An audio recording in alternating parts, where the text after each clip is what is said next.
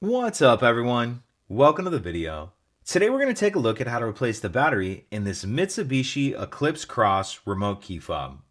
This Mitsubishi Eclipse Cross key fob is going to use replacement battery CR2032, and I'll put a link in the description box of this video to where you can find these replacement batteries if you're in need. The other thing I'm going to be using to change this key fob battery is a flathead screwdriver.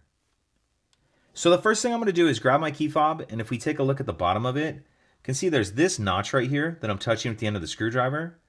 What I'm going to do is take my screwdriver and put it in that notch. Then while keeping some pressure pushing the screwdriver in, I'm going to twist it like I'm opening a lock with a key.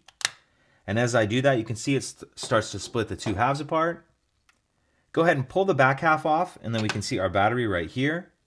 I'm going to use my screwdriver to get in this little cutout right here and get under the edge of the battery and get it out of that holder. Then I'm going to grab my new replacement battery, and you want to make sure that you're installing your new battery with the plus side up, positive side up.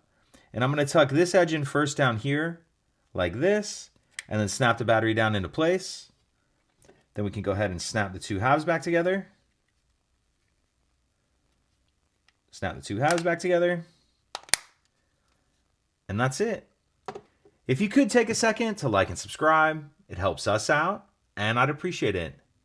Thank you.